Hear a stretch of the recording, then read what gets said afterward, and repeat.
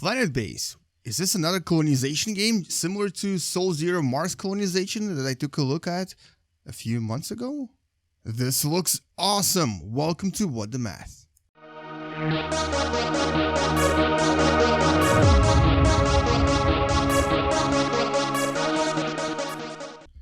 And Planet Base is just that. It's a colonization game, but this time it's not just Mars. It allows you to choose different types of planets. Now here we have Class D, which is accessible. It means it's a little bit easier.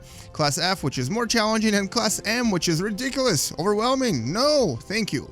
I'm gonna go for Class D. I've only played the tutorial and I've only learned about this game just a little bit, but I think it is an amazing game because it simulates the future of colonization so well. And if you are a teacher or if you are a student of space sciences and earth sciences, you may want to play this game because it gives you an idea of how colonization will progress in the future, because this both NASA and ESA and also the Russian Space Agency are planning missions to other planets, and they're kind of using the technologies that are essentially used in this game. So here we're gonna use a random location. I don't really know much about these locations, but here it says light amount high, sandstorm risk high, solar flare risk low, meteor risk low. That sounds awesome. I'm gonna name it I Love Math. That sounds like a great name. Let's start the game. And here comes the landing part. Now this is a very similar design that NASA is planning to use on the Mars mission in whatever 2033, I think, 2035 maybe. And they plan to use a very similar lander. It's a lander that's sort of already in planning, but they don't really have it yet. It hasn't been constructed yet. So you start the game with 7 colonists.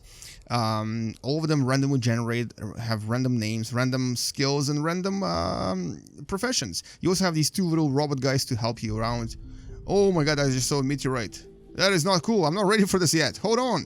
Let's start building. So the way this game works is you have a limited amount of resources, so you have to try to construct a base ASAP. And then you can possibly then start mining and constructing more resources. So we need to first construct an oxygen. Oh, geez, so many meteorites. Don't hurt me, brothers. I'm gonna construct an oxygen generator right here, and airlock right here.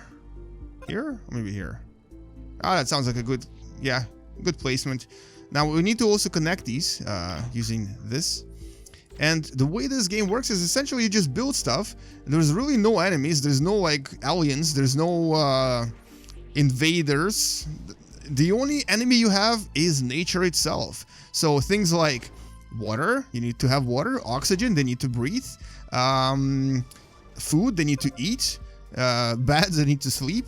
And they have to be happy. So you have to construct all of those things or they'll go crazy and possibly die. Connections. I know about this stuff. I don't need your help. Actually, maybe I do. Come back to me later. So we need oxygen now. I think this creates oxygen for us, airlock. And as soon as we construct this airlock, they will be able to breathe inside. I can actually look inside by removing the... Oh, geez, that was really close. That rock was really close. Oh my god. That was scary. So let's skip building. We're gonna start building. So what do we need? We need oxygen, air. We also need water. Actually, I think water is in the canteen, so I just have to build a canteen right here next to this thingy. And I'm also going to build the dorm and all of the other necessary structures, including I need to actually start building electrical generators, because right now we have no electricity, so we need to construct those as well. So we're going to construct solar panels right here. And the water extractor right here, but we're going to make it bigger. If you use your mouse wheel, you can actually make it bigger. So we're going to make a big water extractor so we extract a lot of water for the future. So we have some energy now from these solar panels.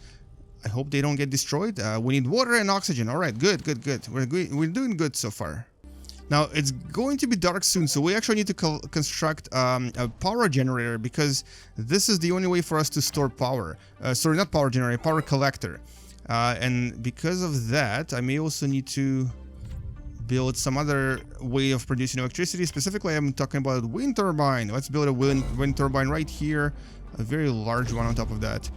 And we now have no electricity yet again, so we're not doing so well. This is not a colony I would want to live in, because these guys are running out of oxygen. They're really low. And we're now going to be also running out of other things, including water and electricity. Look at that, there's stars reflecting in our solar panels. That is beautiful. What a beautiful sight to die under. Now, this guy is not doing so well on oxygen. As you can see, Mr. Thornweb is, yeah. Okay, let's see if we survive this. I have just asked for them to construct a wind turbine, and if we survive, great. If not, we need to figure this out again. You can also accelerate time if things are going too slow, but essentially this is how this game works. You build up a base and you try to survive and not die, and it's actually surprisingly difficult. I've tried this a few times and I have died a few times as well. Okay, so here comes electricity. This will give us a little bit more... Oh, those sounds. No, those sounds are bad. I only have one survivor. Bo Church is dead as well. I have nobody left. Colonists died of asphyxiation. 7 of them. All 7. Alright. Well, let's try this again. And on the second try, I was able to construct this beautiful creation right here. We now have a running mine. We have a processing plant that allows us to create metals and also plastics. And we now also even have a biodome. We just have to actually put some plants in here so we can start creating our own plants and also possibly creating or using some of the plants to create plastics. So I think if we construct rice, that will give us some plastics. If we get some potatoes, that will give us food and plastic, and a medicinal plant to help us if we get sick. So we're gonna have just enough of various plants in our biodome. We also have a lab where we can what can we do here? We can synthesize meat. We can actually synthesize vitra meat, which is chicken, beef, or pork. Let's go for beef. Here we go. This will actually synthesize food for us. And we have a workbench that allows us to create medical supplies using the plants we're about to plant. So, there's also a bunk for us to sleep in, and so on and so forth. So this is a fully functional base now. So let's see what we can do here. We have everything under control. We can even start calling in new colonists, which we'll do in a second. But basically, this is the start of the game. And what I really like about this is that really the only worry for you is the things like meteorites, solar flares and solar storms, and of course being able to manage your own base in terms of, you know, having enough supplies, having enough water, having enough electricity. So the only enemy is really, oh, that, you heard that, it's the nature. Now I actually don't need my colony ship anymore, so I'm going to recycle it so I can get some materials out of it.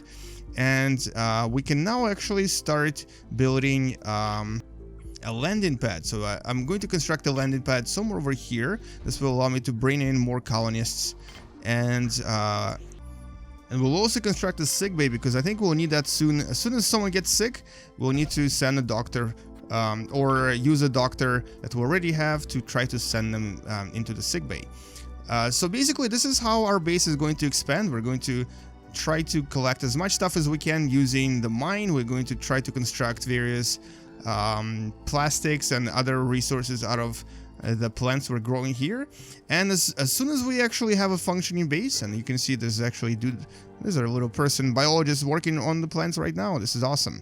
And so just like in the movie Martian, you're essentially using potatoes or whatever else you're planting to construct as much stuff for your colonists as you can. So I think it's a pretty realistic game. I think what I really like about it is that it actually uses real science, not just science fiction, but real science to try to create these really awesome interplanetary, or I guess you could even call them interstellar bases on other planets.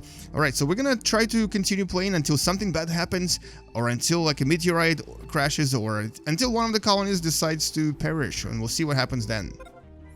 And because this game aims to be very educational, there's quite a lot of various charts and various graphs here. So for example, you can actually have this the statistics here that shows you how you're doing, what's your welfare, what's your prestige, and so on. There's also these graphs here that show you, you know, levels of oxygen, levels of water, power balance, and so on and so forth. A grid of everything you currently have and how much of everything is produced, and even something called a landing permission, where you can decide who lands at your colony and what they do in here. So for example, you can actually request more colonists by clicking this button right here, or you can even have traders that will trade things with you, or visitors who will come to your base just to explore and possibly even pay you some money.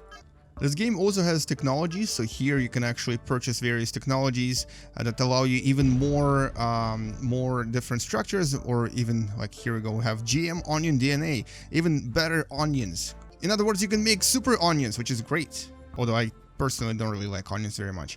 Anyway, there's also something called milestones, which kind of shows you your achievements. So here we have survival, survive for 1 day, self-sufficiency, we've built everything, and this kind of gives you an idea what you should be aiming for. And here we go, expansion, get new colonies to the base, reach population of 100, produce a lot of power, acquire 8 technologies, and so on. So all of these milestones are essentially for you to kind of keep track of your own achievements. And here comes our first ship. Let's see who oh, it's a training ship. Let's see what they actually have for us to trade. And we're gonna try to get some good stuff from him. So we don't actually have any coins yet, and these coins you get from visitors. But this person here has construction bots for me, and they cost 160. Or a driller bot, which is 160. Or semiconductors for 40. Now, I don't think I have enough of anything to sell him, but I guess I could sell him some food if he wants. Well, actually, here we go. I can actually sell him some food and some spares and medical supplies. So let's just get one of these driller bots, and this is going to be our first trade. Yay, excellent, well done. So now we have a driller bot which will drill and mine for us. And look at that, my driller bot has accelerated production inside the mine, which is exactly what I wanted. So basically, this is how this game works in a nutshell. It's pretty awesome. It does get very difficult, and there's a lot of really awesome things you can produce when you get to more advanced levels. Obviously, every planet becomes more and more challenging. So right now, I haven't really had any meteorite impacts at all. But on planets later on, you will be showered with meteorites, which will basically destroy your base completely.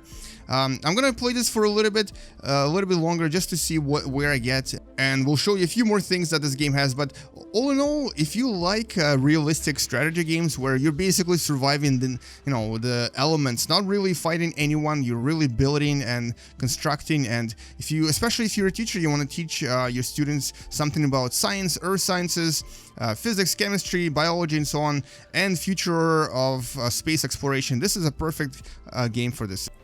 It has a lot of really cool elements to it. There's a lot of really awesome mathematical and scientific concepts, and most importantly, it's very realistic. There's almost no science fiction in it. All of these things are already planned and are under construction by many space agencies.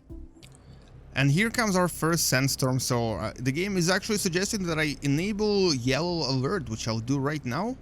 Although unfortunately I don't have security controls to enable it. But what happens is, if you are outside during a sandstorm, the colonist that is wearing EVA suit may actually get damaged and possibly even die.